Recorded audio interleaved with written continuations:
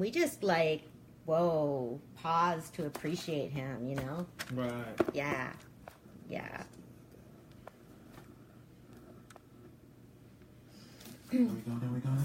There we go. There we go.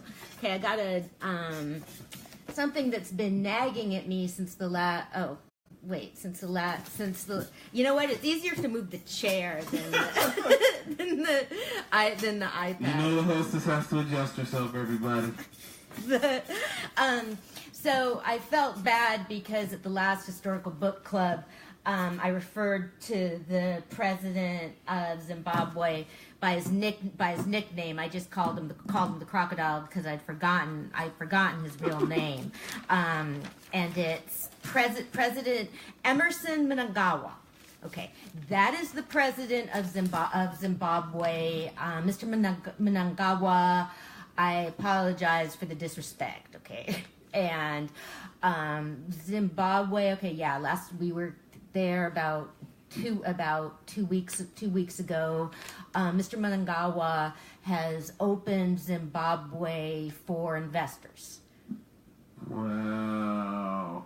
Okay, what kind of wow was that? Like wow in the good sense, but wow in the sense of mystery, right? Like wow, like yeah. What's the deal? What's the reasoning? Well, what's going on? Yeah, I mean the problem always is, is this going to be good for the Zimbabweans? It's always the problem with the, with leadership and investment.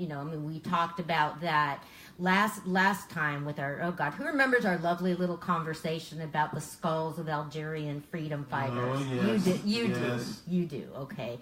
So the current negotiation between France and Algeria is returning skulls that date from the 19th century. Yes, I remember you saying that. Yeah, returning those to Algeria.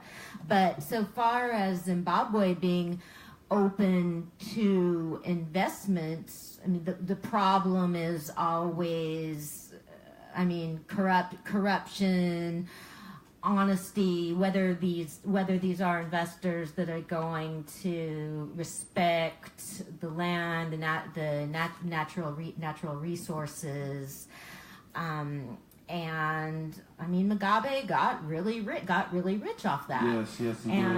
And so there's so people put up economic sanctions against Zimbabwe, but the problem with economic sanctions is that a lot of the time they just hurt people more than the leaders. Right. And so we'll see what happens there. Yeah, it's very difficult. And this will segue into Liberia in a minute, but what were you going to say? Well, no, I was just going to say that there's a lot of changes, it seems like, that are happening right now. Yes. Like with California, you know about California, right? What about California? And how they're going to legalize weed. Yeah. Marijuana. Yeah. And even though I thought California was going to be like the first state, but, it's just all of a sudden, but they don't really want it to happen. It was supposed to be June 1st, but they changed it to June 6th. Yeah. Or January 1st, but it's January 6th now. So I'm just kind of curious. Then they also did something with the gun laws in California now. Now, if you have a gun, or like let's say you go to another state and get a gun, and you bring it back to California, you have to re-register it in California. It's like, I was looking at the news and there's like all kinds of crazy stuff. Was like, oh, this is weird. Well, I got a little bit. I got more to say about weed than I do guns. Okay. But that was just weird to me that, like, you know what I'm saying? California is like the state that you just would seem like would be the freest of everything. And it just seemed like today they were just like, well, we don't really want the weed right now because we don't want independent people trying to do this and that.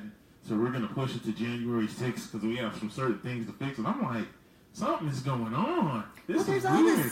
There's lots of stuff going on in the city. In the city of Vallejo. Yeah. It's ridiculous. Yeah. It's just ridiculous. The different cities are able to set different policies and all that. It's like, what is the point of passing a law if you're just going to mess around, if it's just going to get messed around with? Right. And what's funny is I was online, I was in a group, and they were talking about, like, California's weed is legal. It's legal to smoke weed. I told her, I was like, no. I said, I don't know where everybody, that's like California is like not legal. You know what I'm saying? They're supposed to be legal January 1st, but they push it to the 6th. And I'm like, I don't know. California is I don't know, for a conservative state, it's sometimes, I mean, for a liberal state, I'm sorry. It seems like it's kind of conservative sometimes. Yeah, possibly. Well, with the weed laws and all of that. That's weird to me. That's still weird to me. I don't smoke. I don't smoke or anything, but I really just assumed California was going to be like gung ho for it. I just thought they were going to be like. Well, it's about who's making money off of what parts of it, and that's what I've been trying to figure out, because I do smoke, and I went into the dispensary recently, and I found out that the bartenders that are under 21 aren't going to have a job anymore. Oh, wow. Yeah, and I was really sad. I'm like, those are my girls, okay? I mean, wow. they're so that's ridiculous. I'm like, wait a minute, I voted for this. I'm not supposed to put people out of work. Right. And there's also going to be more taxes. Yes, that's what they said on the news too. That they were gonna make it. They tried to pretty much say, they tried to make it to where unless you really heard what they were saying. And like I said, you know how we discussed about listening to Fox News and then listening to MSNBC? I was listening to Fox. Oh, yeah. So I haven't had a chance to hear MSNBC side, but Fox was kind of explaining that, well, they're going to tax the weed, and it's legal, but it's going to be more money, and that I guess they were saying that some of the people who are selling it illegally, if it winds up being overpriced, that the people who've been selling it illegally, they're gonna keep selling it for a lower price, and it's gonna get crazy. Yeah. Prohibition, straight up the same thing. It's gonna turn into the same thing. Seriously, and the part that doesn't get enough mention is that this is about people's lives and who's being incarcerated and prosecuted and all of that. And so, and I should go back and check, because I'm from Washington State. And in Washington State, when they legalized marijuana, it didn't make any difference to all the people that were already in jail.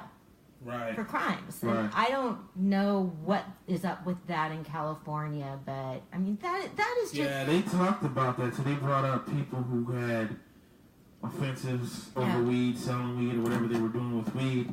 And I don't think people who done got in trouble for weed, I don't know how they didn't really brush into it, but I think something's up with them. I don't know if they're allowed to legally sell it because they got in trouble prior. Yeah.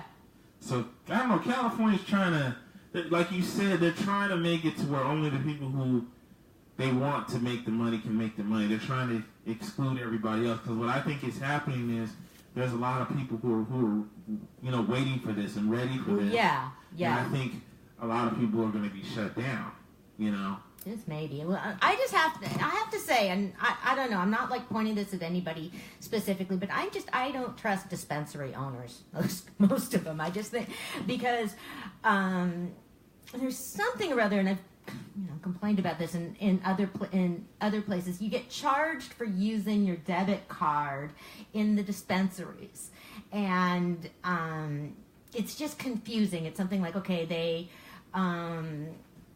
they'll charge some of them, like they'll charge you extra for using your debit card, and then you get charged by your bank, because it's not really your bank will make it like a non-network thing. So I don't know, it's like another $10 to use a yeah, they're trying to. I'm telling you, man, the way that they explain it on Fox News, they're trying to. You'll see wait until around January 6th. You're gonna see a lot of weird stuff with the weed thing. They're gonna come up with a lot of rules for it, because the Fox News was bringing it up, but they was doing it in a slick way. And I'm like, you know what? Tonight I'm gonna watch Rachel Maddow and see what she got to say about it. Yeah, I know. Like, I'm always like, okay, let's see what I'd like to see what she has to say about it, because Okay, and so my thing about the about the extra money is like, okay, it must be worth these. It doesn't make any difference to them if we have to pay an extra $10 or what, and that's not fair. If they wanted to fix that for us, they could. So dispensary owners, whatever, get with it. I mean, but you might see a lot of these dispensaries get closed down when this opens. When this comes about. So you might be surprised, man. A lot of them, to be honest with you, I think a lot of these dispensaries had to kind of are fighting to stay. Oh, they are. They totally are. And, I mean, nobody seems to be watching. I mean, I have friends that are in the community and really do a lot of work about the regulations and all of that. And, I mean, this is people's livelihood. Right, and it's a new industry or new-ish, and they should make it easier for people to get into it. I Okay, agree. This is like a legal avenue, and hopefully they'll move a little bit further along as Washington did. We'll see. I think they will, but I just think from what I saw, they only want certain people to benefit. Yeah. So I think certain places, you'll see certain dispensaries that might be shut down unless they comply to whatever this stuff that they're having. That's why I think you've seen, like, you went to the one that had issues where they're charging you to use your debit card. They all do. They're gonna. Oh, they all do. They all do. Oh, okay. Yeah. Oh, wow. Well, I don't. Yeah. You know. Yeah, they all do, which is why I mean, yeah, if it was just one, they probably couldn't get away with it. But I mean, I hate that. I don't like, you're asking people who are already on, have a medicinal card. It's like, I don't feel safe carrying cash. You're making the dispensaries more vulnerable to being ripped off. If people know there's like tons and tons of cash there. So I don't know. I mean, get with it, but I mean, ultimately it's, they should get with it, but I just want it I just care about the greater good, and I mean, for me, it's just not going to make much difference either way. I mean, I want people to be able to be employed, and now, do you think since weed is getting to a point where it's getting to be almost legal in the United States completely, do you think a lot of other countries, like we just brought up Zimbabwe, do you think a lot of these countries are going to jump into that avenue? Well,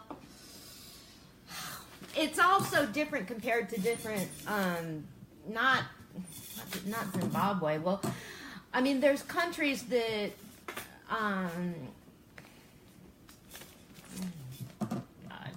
don't know. I mean, I think that drugs are just they're so different socially and culturally, and you're getting into financing of terrorist networks and all that, and it's just extremely complicated. And so man, talking about like opening up Zimbabwe for investment, I don't have any specific knowledge about any of this. I mean, so far as weed or anything, I don't think that the California dispensaries are that connected with Zimbabwe, but it's just the problem of who's making money. And okay, the tax bill.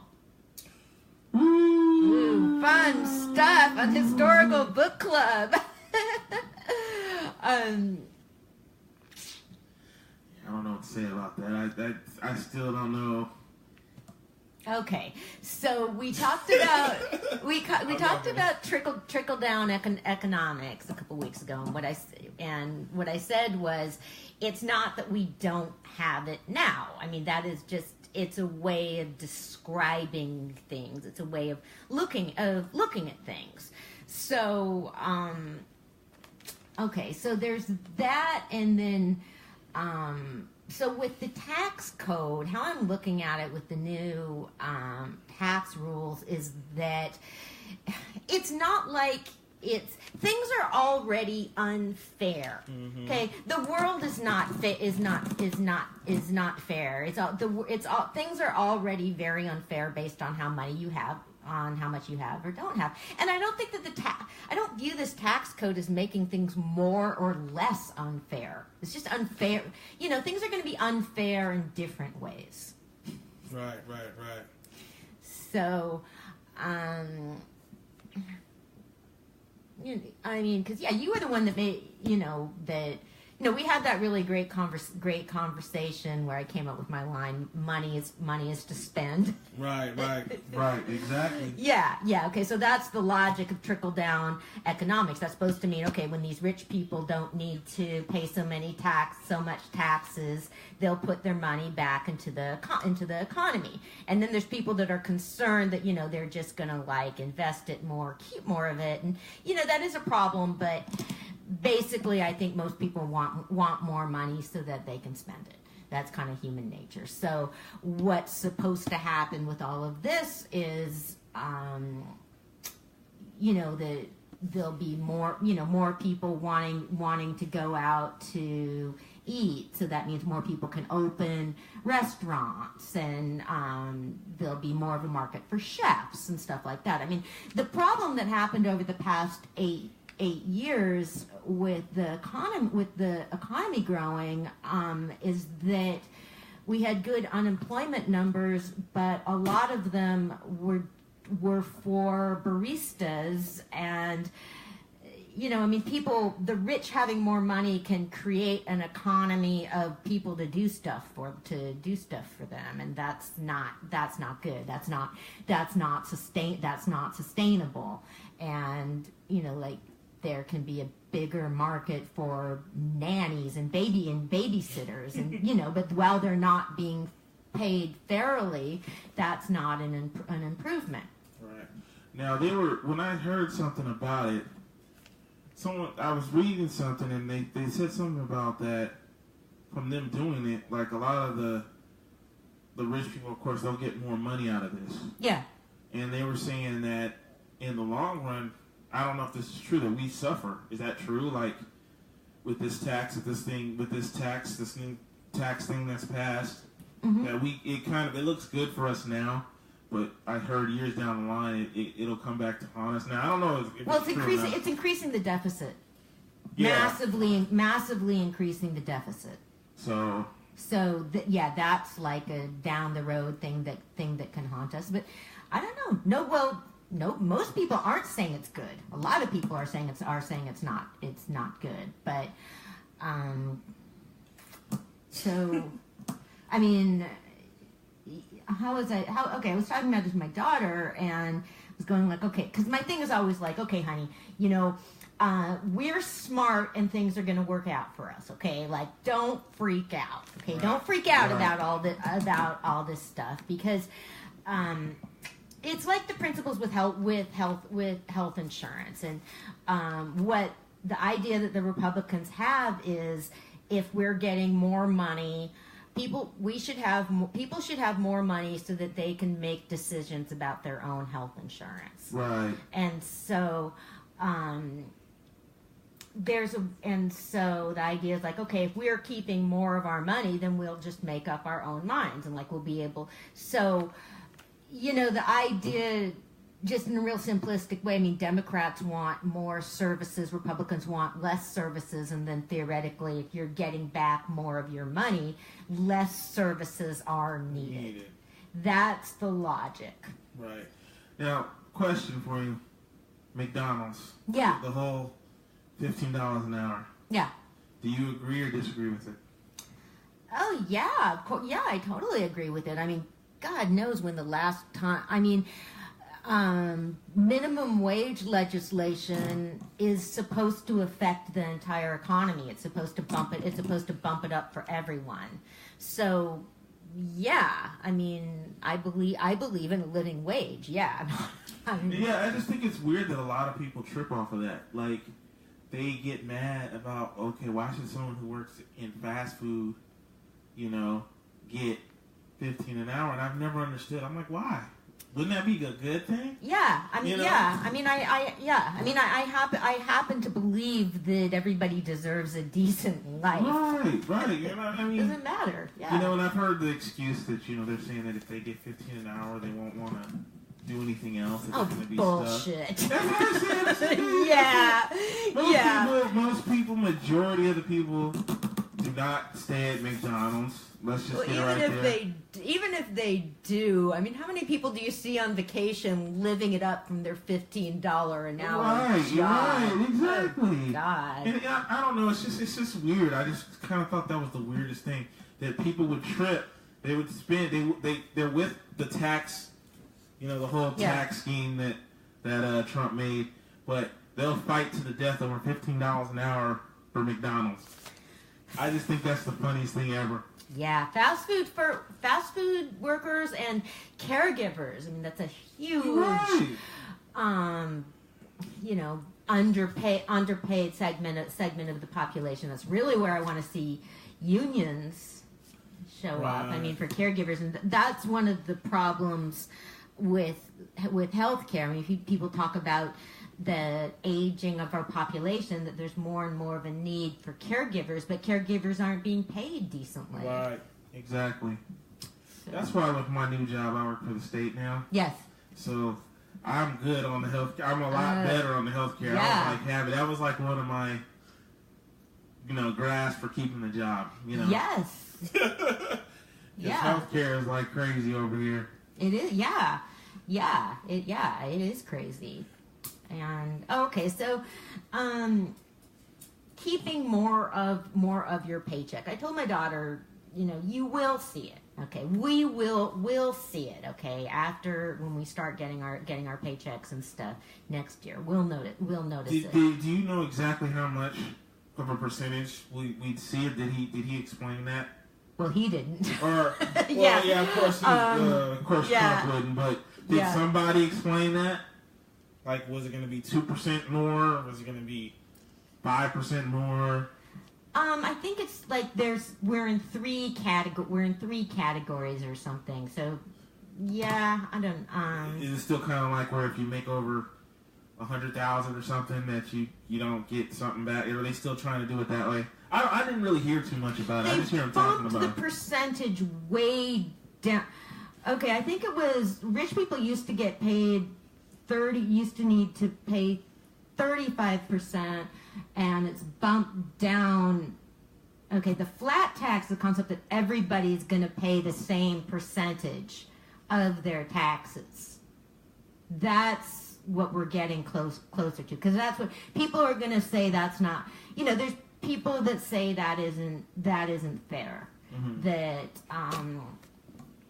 say if. Okay, flat tax. Let's say everybody pays 20% of their income. So if 20%. So if hey, if you make $100, you need to, give 20. Okay. If you have $100 and you miss, you'd really notice the difference if you had to get rid of $20. But if you have like 200,000, I mean, theoretically, you'll notice it less. Yeah. Well, that's the Democratic point of view. Like, should people that make more give more? What do you think, as your opinion? Oh man, I don't know. It's not a question that I personally would. I feel that if I'm making millions. Yeah. For me, like let's say you give 8%, and then they ask me to give up 20%. Yeah. I would do. I mean. Personally, I do. I mean, I'm quite generous. I mean, when I had more money, I was very generous. Right. And I have less now, but I'm still generous. But that was my choice, and that I just I believe very much in choice, and so I don't know. It's just that I just can see the logic both ways, and I don't think that people that want a flat tax are terrible people. Okay, that's where I'm gonna. I don't think that they're terrible, selfish people. Right. Okay. Right. You know, or they're. I don't know. I mean, there's selfish people at all levels of society too, and say, you know, so some of the really wealthy people are going to say they'd rather, you know, some of them are going to make more charitable donations with their extra 15% or whatever that they're keeping. Some of them will, some of them won't. Right. Because I remember when they were trying to get on Trump back when he first got into office. Yeah. I remember him. You know, he kind of, remember when he got in trouble and they were like, oh, we want to see your tax books. They kept asking him that, and he going to bust out and say, he said something like in the sense of saying that, well, when you have money, there's certain perks you get. Yeah. With taxes, which kind of, I think, messed with everybody's head, because it made it seem like, well, maybe he doesn't have to pay taxes, and we all just don't know. It didn't mess with their head, with people's head that much. Yeah, well, that, you know. I don't think there's much they can, you know, technically do about it. So. Yeah, I mean, there's just, I mean, okay, back to things are already unfair. I mean, even with a higher tax rate now, I mean, there's still so many ways that people with tons of money can get out of paying their taxes. They can, you know, they can have stuff offshore, they can hide stuff. There's all sorts of like different funds and stuff that you can pack stuff in. So you could already say that the rich don't pay their fair share. Some of the rich. So things are already unfair, and we'll see what happens with the tax code. I mean, you know, it's the first change to the tax code in 25 years, and it needs to change. And it did need to change. Right. And I think that it's, you know, I mean, our economy doesn't work like it used to. Things are different. Right. Right. So. Oh, but okay, so the point of down to like the thing about smart people, what I told my daughter was just that, like, okay, this means that, you know, what it means is that you get more money back, keep it. Okay, that's the thing. I mean, people are gonna get, you know, like, say if you get an extra $20 on your paycheck or whatever that's not being taxed, it'd be pretty easy to just spend that without really noticing it, and so then it doesn't help you out when when the government offers fewer services. Right. But I mean, it's kind of paternalistic to think that people shouldn't have more of their money because they won't make good choices, because they won't. So. Right. Yeah. Well, that's true. It's another way of looking at it. But. Yeah. It's the idea of, I mean, so many people are just absolutely can be devastated and wiped out by a health problem, and so by an emergency. So, you know, so there's the Obamacare mandate or whatever. So, you know, they're saying that, like, and I don't feel this way necessarily. People have a problem with being required to have health insurance, and so requiring them to do that is sort of saying, like, well, we know better than you, because, you know, then if somebody who chose not to have health insurance goes and, like, has a catastrophic accident, they deal with the consequences. Right. I personally think they should go universal health care. That'll settle all this. Well, yeah, it would be great. It's not going to happen. I know, but that would be the solution. I just personally think they should just do that. I think people would be more would approve tax changes if they knew stuff like healthcare was easy to come by. You know what I'm saying? If anybody knew that they could go to a doctor anytime and they wouldn't have to pay little to nothing. Yeah.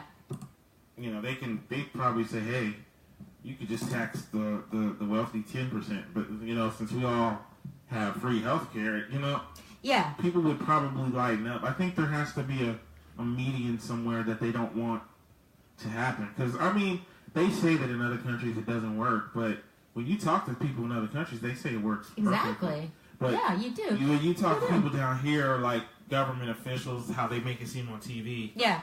Oh, it's not exactly what you think it is. You know, it's this and that and that. You know, in Canada, it's not really free. It's, you know, you have to wait in line. You have to do like a ticket thing to get your health care and stuff. But I'm like, when I see people in Canada, when I'm on Facebook or people I've talked to, they're cool. They love it. You know, they don't have any issues with it. It's very hard to figure out. I mean, it's very personal and subjective. You know, people don't like being sick and having accidents and needing to go to the hospital. And so the experience is, a lot of the time, I mean, their experience is going to be that it sucks no matter what the system is. Right. So it's very hard to figure out, and it's the problem of I mean, again, with medical issues, I mean, if it's always like if something, like, say it works for 90% of people and doesn't work for 10%, it's not going to be less devastating for those 10%. Right. So, which is, I mean, the Obamacare problem. I mean, why a whole lot of people like it, but there's a significant percentage of people that don't. Right. I think it's. I don't like it. I like it and don't like it because I was kind of one of the people that believed that. Because I know before Obamacare came around, a lot of people were like, "Man, well, I don't want to have to pay for health care. If I don't have to do it, I don't want to do it." Yeah. But I'm kind of like one of the people that believe that, you know, if someone's sick. Let's just say you have a cough or something, you know. Yeah. You may have hepatitis or something, you know. There are some people who will just go around, you know, coughing everywhere until they're almost halfway dead. Yeah. Because they don't want to pay health care. Yeah. And that's the kind of thing that scares me about it.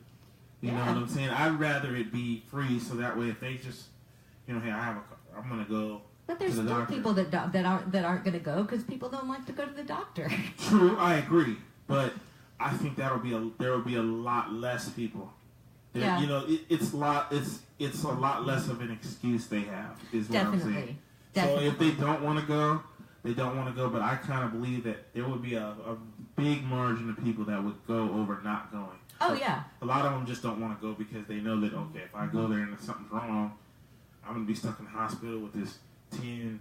You know, this guy, I was watching Michael Moore, and this guy cut his finger off, and he didn't want to go to the doctor because the doctor told him it would be like $50,000 or something to put the finger back on. And good old Michael Moore. Of course, he's going to find somebody like that. Yeah, I know it's crazy, but it's like, you know, that's a prime example. You can seriously find something to justify all sides of it because there's always going to be people that have that. I mean, the Republicans have their sob stories from people that don't like Obamacare.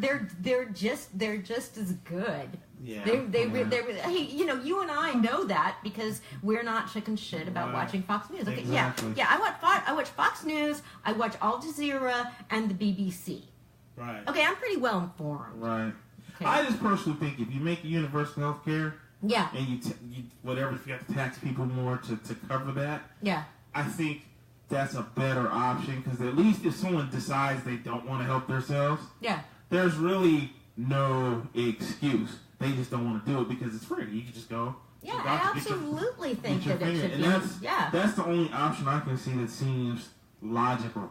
Like, now it's not logical because, like I said, if I get my finger cut off, I don't have $100,000 to get it sewn back in, you know. So 9 times out of 10, unless I'm dying, I'm not going to go to the doctor. Yeah. You know? And sometimes not going to the doctor makes it worse. Can make it worse. And I think that's one of the problems we also have, too, is with people not wanting to go to a doctor, and instead of taking care of something that is small, they let it get to a big point. And so by the time they do have to get to the doctor, it's a lot worse. Yeah. And really, I mean, talking about people not wanting to go to the doctor, I mean, that's the sort of problem that I think is best addressed on a community level. Like, I mean, community health organizations and advocates that can try and can communicate, help people feel more comfortable.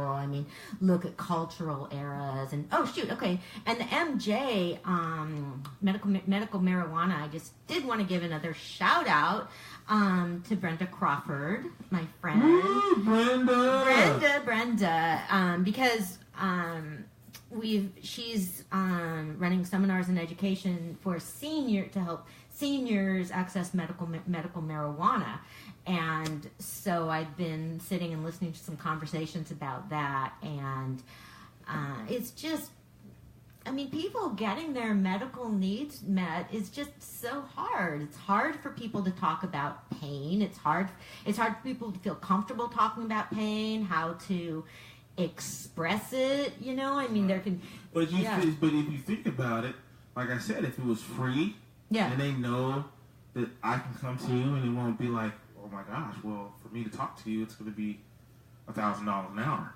you know? I think more people would be more open to stuff like that. They would tell the parent. A lot of people, like I said, nowadays, I had a guy who worked with me years ago that he was so bad off. I think he had not a heart transplant, but they had to cut open his chest. It was something weird. He was bad. He was overweight and bad, but he did not like going to the doctor because he didn't want to pay money. And this was before Obamacare. He was mad when Obama came out with Obamacare because he didn't want to have to pay. But this dude was coming to work with a cane. He was trying to work with a cane because he didn't want to go to the doctor. Yeah. And that's just crazy. To me, that was like, dude, you should be going to the doctor right now. Yeah. Now, like I said, if it was free, it probably would have changed his mind. But his mind was thinking, well, I'm not going to pay this money. Some people, some people know. But, I mean, really, I just... there's a lot of people that just hate going to the doctor because they've had a lot of people have had really bad experiences. And one of my interests I did start a group called the Western Medicine Support Group. I mean, there's a lot of people that hate doctors, hate going to the hospitals. They've had really bad experiences, and they've been traumatized. So what do they do in situations if they really have like a bad problem? Like, what are they going to do?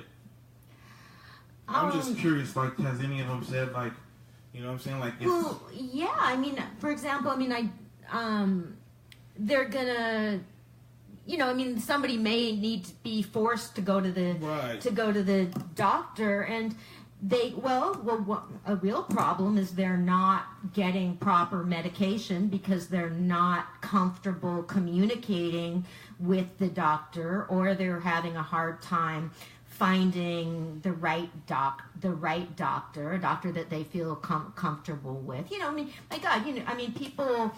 There's a lot of people that don't like doctors, that don't like any doctors, and so, you know, so you want to try and support people. So there's that. So you have just the emotional thing. I mean, stress and anxiety is bad for you. So if somebody's sick and they're going to the doctor and they're already stressed and anxious about seeing the doctor, like, you know, I mean, I know a lot of people now that are having like cancer and dialysis and all this stuff that you do need to go to the doctor. And so stress and anxiety is bad for you. You know, that's bad for your health. And so that's going to make things even worse. So say like somebody's talking to the doctor, you know, their blood pressure is going to be going up because of the anxiety, and they're going to be having a harder time sleeping. So, I mean, fear and discomfort with doctors is I think it's a very serious health problem in itself, and people have a very hard time. You know, my God, you could just do seminars after seminar about the cultural experience of pain. Like, right. You know, you have the issues of people trying to communicate their pain with their doctors, and to try and get the right medication, and you know, and that's really hard. So my idea would be to try and have just buddies to try and make the experience less painful and upsetting for people, you know. I mean, and my dad's a doctor, you know, and he would completely, you know, I mean, he'd agree with what I'm saying, you know. I mean, it doesn't matter if how good or bad the doctor is. If somebody's not comfortable with their doctor and doesn't like their doctor, it's not good. It's not good for their health. What kind of doctor is your dad? He's a pediatrician. Oh, nice. Yeah. Now, so a question for you. I don't know if you've ever asked your dad this. What does your doctor feel about people who try to take care of their illnesses from the internet? Does he agree with that? Well, you know, I've always wondered what a doctor felt about that, because back in the day, you know, we used to use the doctor before the internet really came around. Yeah. You felt sick, you coughed, you go to the doctor. Now it's kind of like you go on the internet. I don't know if you've ever did it, but if you go on the internet and you have a cough, like literally they come up with a million remedies, a million diseases you probably have, and you really don't know what you have, so you kind of just are choosing whatever you think you have. But I'm just curious, what, as a doctor, what is well, you know, my younger sister is also a doctor, and so that's a better. I mean, I'll be better off talking about her, because my dad is actually retired, and he's retired now. Oh, okay. You know, he hasn't even been retired that long because he's super active. But so, I mean, my sister's a good example, because I mean, she's young, she's younger than me, and it's difficult. She's also a pediatrician, and it's difficult. I mean, my sister's a wonderful, kind person, and she'll say, and a wonderful doctor, you know, and she'll say she's tired. She is tired of people's attitude of that they know something because they read it on the internet, whereas she devoted 7 years of her life to medical school. So that is hard. I mean, they need to spend a lot of time with that, and it's a problem. It's a real problem. Okay, I just was curious about that.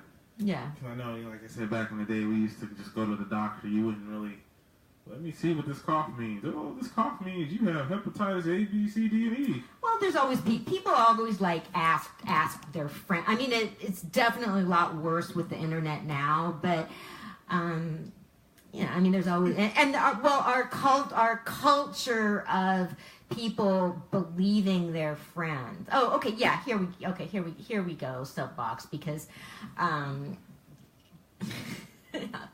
you know, you have the like millennial thing of thinking your friends are authorities of something. So my dad was a teaching doctor, and he worked at University of Sutton, and he trained doctors for all of his years, which was something he really enjoyed. Besides taking care of kids, he enjoyed teaching other doctors to take care of kids. But I think he's real glad that he's not.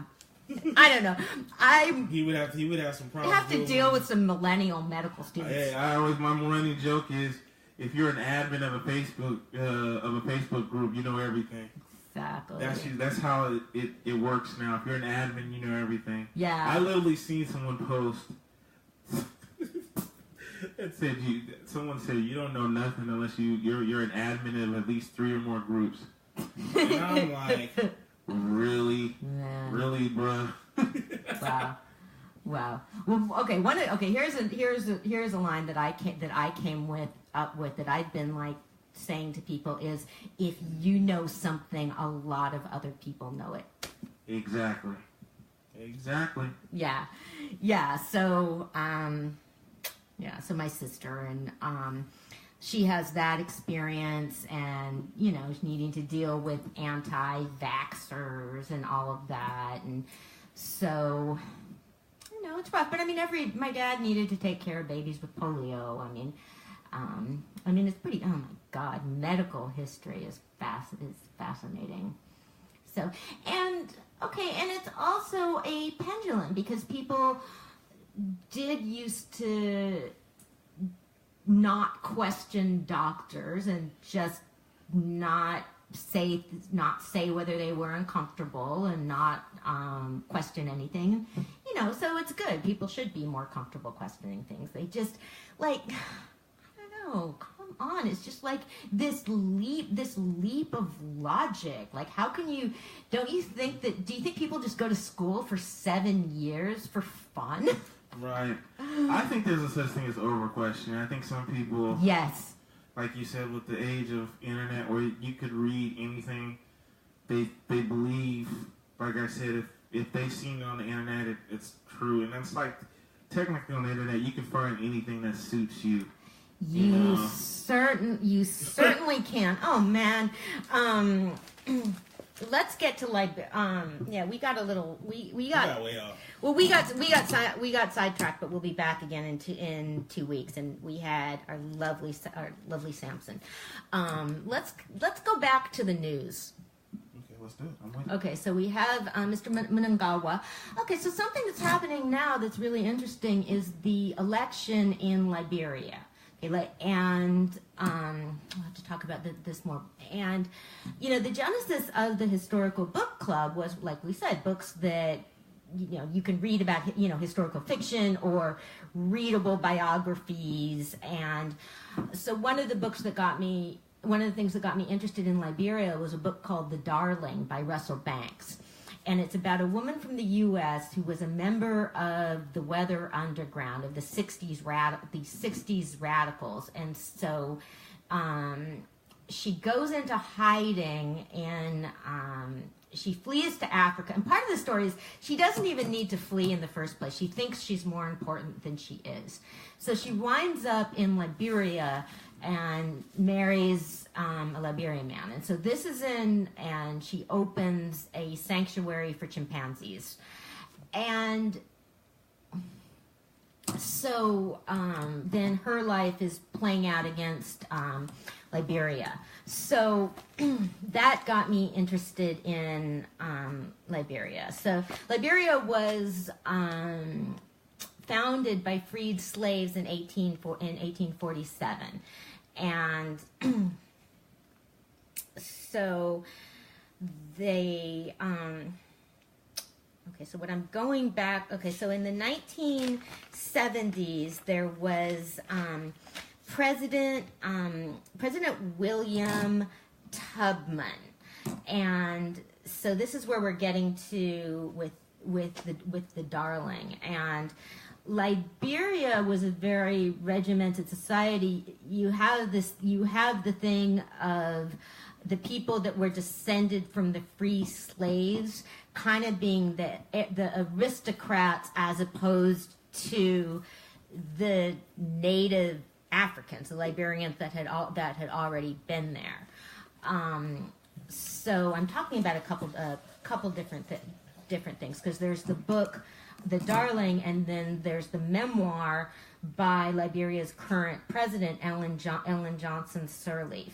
So I'm going by these two things, and so Ellen Johnson Sirleaf was a Liberian, and she received Native Liberian, but so she received a lot of derision from people like her were like made fun of. They're called like red people because that's like what her coloring was. And so she was an economist for the government of Liberia.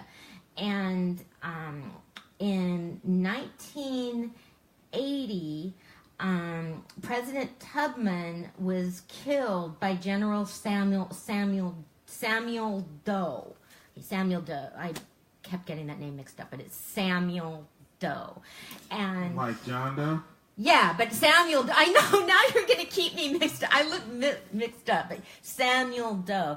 And so Ellen Johnson Sirleaf was summoned to his office after he killed Tubman and asked to explain the budget. And she did that not knowing whether she was going to be killed after she was done with that. And she's an incredible lady. But so Doe, she wasn't killed. Doe asked her to stay and work with his government. And she was criticized by that for people because Doe was a violent dictator, but she felt that she could help people by staying and working in his government. And yeah, so that's one of those.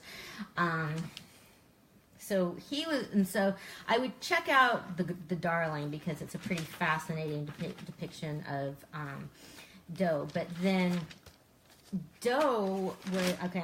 I'm trying to get the date. The date here was killed by Charles Taylor, and Ellen Johnson Sirleaf also like briefly worked with him. And so it's one of the things that's so interesting about her is that she's needed to make really difficult choices and been criticized for that choices. Like, okay, are you going to work with this monster and try and help make him less monstrous, or are you going to go away? She worked for the World Bank. You know, she didn't need to be in Liberia, but she did.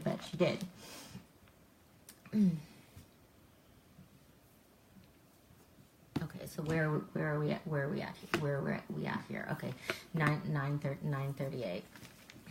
So wait, now who did I okay, so Charles Taylor became the president of Liberia, and Taylor was educated in the United States. He was sheltered by the United States. It's considered to be he's considered complicit. The United States is complicit in him overthrowing Samuel Doe. And so Charles Taylor was like a gun runner, and basically, and he helped to arm rebels in Sierra Leone, which is the country that's right next to Liberia. Yeah, he traded guns in exchange for diamonds and got really, really rich. And so then he was tried by the International Criminal Court for his actions in Sierra Leone, for helping to fund genocide in Sierra Leone. And you know, we talked about this before. Was he wasn't tried for his human rights abuses in Liberia? He was tried for his abuses in Sierra Leone. So I guess because they had more proof or something. But that's another thing I should get down. But Ellen Johnson Sirleaf had become the president of Liberia, and Charles Taylor had taken refuge in Nigeria, where everybody thought that he was just going to get to, you know, live out his corrupt life in peace. But peace for him. But Ellen Johnson Sirleaf summoned him. She got him back from Nigeria, which was a pretty gutsy thing for her to do, so that he could be tried by the International Criminal Court. And so he's now he's serving 50 years. So Ellen Johnson Sirleaf was president for 12 years, and she's a hero. She's a heroine to me. She's won the Nobel Prize. I think she's done a wonderful job with what she has to work with. I mean, and then, you know, she needed to deal with Ebola. But kind of the reason why I've been especially getting to Liberia now is because they're having an election, and the hopes are and have been, and what we thought for a while was that this would be a peaceful transition, the first peaceful the first democratic peaceful handover that has taken place in Liberia ever. And there's been concerns that Charles Taylor has been influencing the election from his jail cell. So what's happening right now is, let me get the names of the people, is a runoff between Ellen Johnson Sirleaf's vice president and I hate when I do this. Where is this guy's name?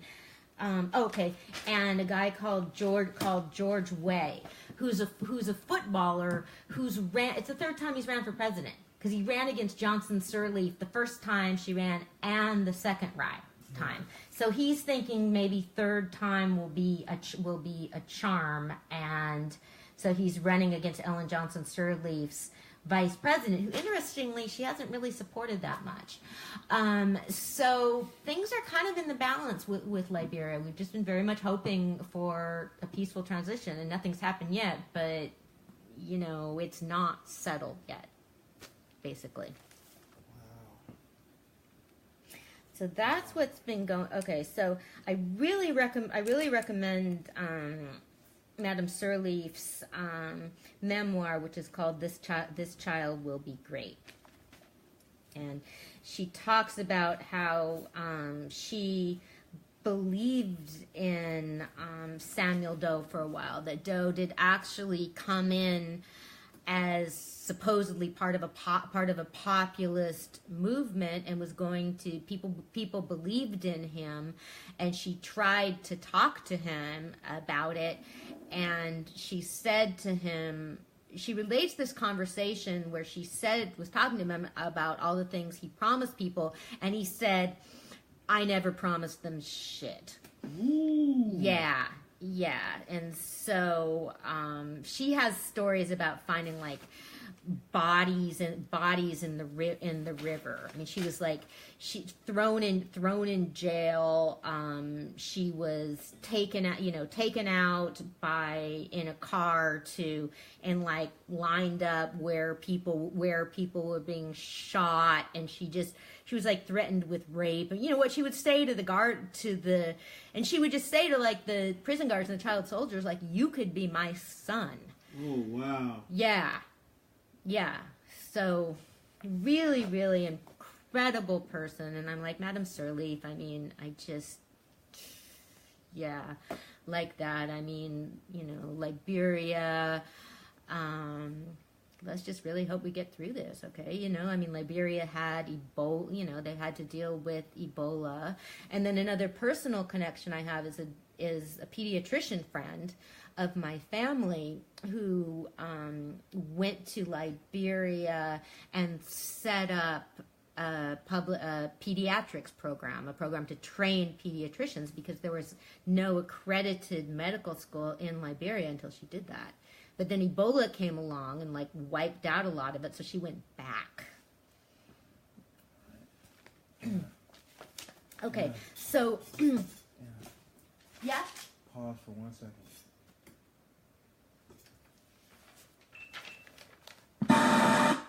Okay, go. Okay, so that's the election in Liberia. Okay, and we've been following Catalonia. We've been following the separatist movement in Catalonia because, Catalonia voted to leave Spain. And so a bunch of those leaders were then thrown in jail, and then some of them left the country. And so there's been another election, and the latest is that election also confirmed people wanting to leave. But then what I saw today on Facebook, now there's part of Catalonia that wants to leave Catalonia. Yeah. Okay, and this is coming from my friend who's a professor who really helps figure this stuff out. Okay, because if separatist Catalans claim a right to secede from Spain, then surely anti-separatist Catalans have a right to secede from Catalonia. So, after all, anti-separatist Barcelona and Tarragona are subsidizing the rest of Catalonia, just as Catalonia is subsidizing the rest of Spain. Nationalism is a reductio ad absurdum. Wow. Now, I don't know that. I don't know Latin, but we know what that means. Well, yeah, I mean, it means it's ridiculous. You know, they view it as reductive. It's like, okay, if Catalonia since you know, like you can't just sort of decide that stuff for other people. Because we talked about this, because I sort of thought, and because people, there's Brexit and all of that, because, you know, it's just confusing because Jamie, Professor Mayerfield, Jamie is a human rights expert. He thinks it's bad. He thinks nationalism is wrong, and I just have again, I'm lucky. I have I know a lot of interesting, smart people. Here's a great quote. Here's a leader. If nationalists claim the non-existent right to divide, anyone can do it. I prefer diversity and union. I agree. Yeah. Yeah. So, man. Okay. So that's some real. So we've got unrest in Catalonia, in Liberia, in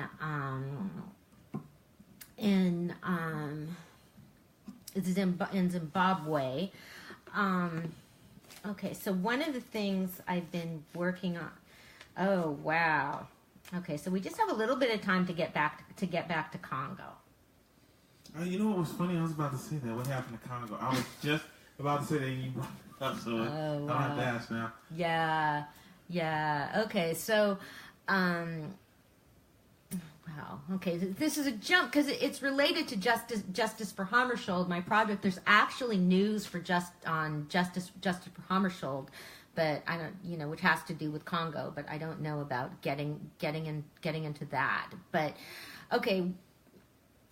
This was really tying into our talks about complicity. Okay, because remember how we were talking about how the Belgian royals came to visit Congo, DR Congo, right, to commemorate, this was to commemorate 50 years since independence. But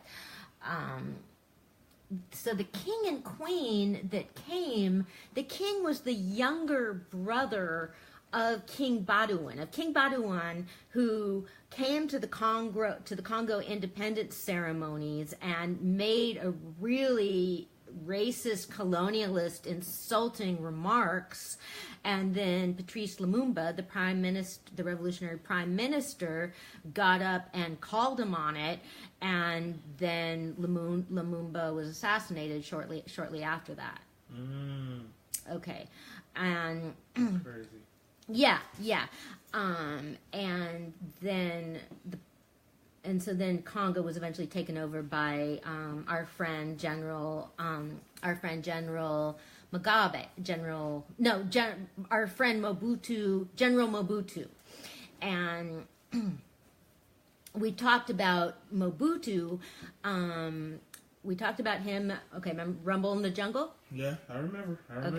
Okay, so George, that famous boxing fight took place under General Mobutu. You remember who fought?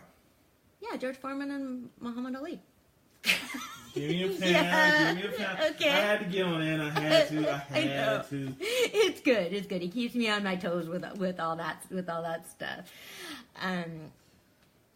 But what I've learned is that General Baudouin, King Baudouin even came back to Congo with his wife like 7 years after Lumumba was killed. And Mugabe, General Mobutu, received him and all of that. This guy that caused all this bloodshed. Okay, so it just shows how leaders can be complicit, because I thought it was bad that General Mobutu received Baudouin's younger brother, because, see, okay, it's just crazy how recently this all was. Okay, because Mugabe was in power from 1960 to 1997. Wow. So the incident I was talking about with him and the Belgian royals, I just knew about one that had happened in the 90s, but I didn't even know he'd received the king that just caused so much bloodshed. So, I mean, there's just always been so much complicity, and it's just sad. And okay, and then back to Madame Sirleaf, of course, every leader is accused of corruption. And I was reading and she said that she hasn't been personally accused so much, but she said that was one of the things she really tried to work with as Prime Minister of Liberia, and people said that she hasn't done enough. And she said that what makes it so difficult is that it's such a close society. And so, I mean, you have people in the government that are supposed to be cracking down on corruption, but it's like everybody's like, oh, look, that's my cousin. I'm not going to bust my cousin. Right. And, we think about having small communities, and so that just makes it really hard. It's like the right hand and the left hand, because somebody will pay, because there's going to be people that will pay you off not to haul them in, and then somebody else will be paying you off to do it. So, that's just really tricky. Right, exactly. And civilians get screwed. Yep.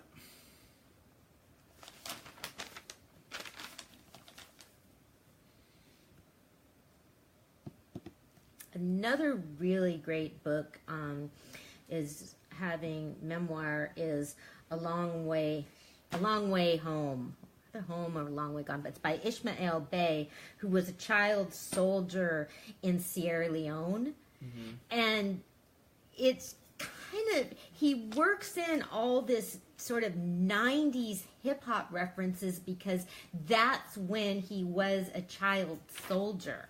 And so he had a general that would be like listening to Run DMC and quoting Shakespeare and doing drugs. Wow. Yeah. I remember seeing something about that back then in the 90s when they would have kids, and then back then... And they still do. Yeah, and they still do, and they would listen to, like you said, hip-hop music. Yeah. And they would chew, there was something they would chew. It's a drug, yeah. Yeah, and it's kind of like, they said it's like the equivalent to like cocaine. Yeah. And then they would give the kids that, and the kids would, they were ready to go to war, or they would do anything because they had no fear, because they would chew on that, whatever that is they were chewing. It's called cough, or they have that. They have all sorts of drugs. They can get whatever they want. And man, I just can't even imagine how complicated that world network must be, because but that's still that is one of the things that Charles Taylor was prosecuted for, was the use of child soldiers.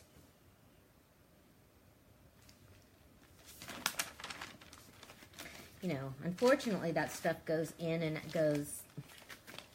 out of awareness, because for a while you'd be like, it was more in the public, blood diamonds, child soldiers, but then it pops back out.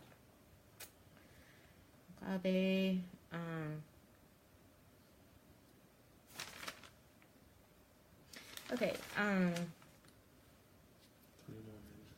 Okay, so we've gone through Liberia, Zimbabwe. Okay, wow.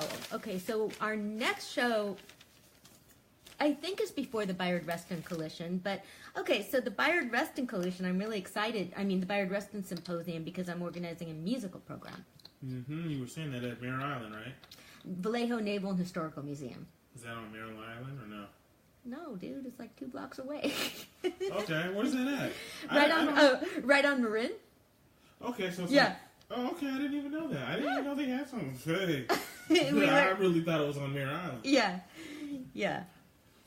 Yeah, it's going to be there. I'm going to have part of it there, but then I might be having events other places too because it's a symposium. And okay, Bayard Rustin didn't graduate from college, and so his archives are at the Library of Congress. Because at first I thought that they might be at the Schomburg Center. Because of who he was, he's not, his archives, they're not at any of the major, like, African-American archives. They're just in the Library of Congress. So I'm doing this symposium for Bayard Rustin because there hasn't been something like that before. Mm-hmm. And I want to make it more than a day because that means, like, I want to make it last 2 or 3 days because that means the next person that's going to put one on is going to have to make it go longer. Because that's how it goes. I'm making it multidisciplinary. There's going to be music, but I mean, it's just, if his archives were at a university, there would be somebody. You have to try and market things and plug things and get the public imagination. And so there isn't like a physical. Bayard was just all over the place, so he's not associated. He's associated with organizations, but not like if he was at a set university or something. That's my theory. One of my theories. So the Bayard Rustin Symposium is coming up. We have that. Okay, we've gone over. Okay, we'll get to Yemen next time because I've been going over that too. We didn't really. Man, what a treat. Okay, Samson McCormick. Wow. That was lovely. Yeah. And so we might have James on next time to talk about the Treaty of Versailles. Okay. Let's do it. Yeah, let's do it. Okay. All right. Well, it's hitting that time. It's that time. Do you have anything you want to say to the people, Anna? No. Bayard Rustin Symposium. That is what I have been doing nonstop. You'll hear more about it. Do you know what day, if anybody wanted to come, what day and where? Yeah. The exact address. January 13th will be at the Vallejo Naval and Historical Museum in Vallejo, California. You can go, and I'm figuring out where some of the other places are gonna be. Possibly at the museum, but possibly someplace else because they're cramping my style. Right on. Hey, nothing wrong with that. Yeah. So we have that, and then hopefully we'll have some news about Liberia, and hopefully things stay chill in Zimbabwe. That'll work. And okay, has anybody died recently that I know of? No. It's pretty chill. Yeah, pretty good. Yeah. So far. Yeah. Trying to find some wood, but. Yeah. Okay. Yeah, this something. Isn't wood. Something. We're not gonna play. Yeah. Okay, and then remember, everybody can go to MrSamsonComedy.com, right. Samson McCormick on YouTube. And on Instagram, I think it was Mr. Samson. Yeah. So if you want to get him on Instagram, they're young people. Yeah. And I don't know about him on Facebook, so. You can try. Yeah, try. You can try. Hopefully he'll loosen that up a little bit. Exactly. Well, if you can still follow along on Samson's posts, and they're hilarious, and but again, they're fun. They're full of heart, and that's what's so important. All right, everybody. Okay, Historical Book Club. Night.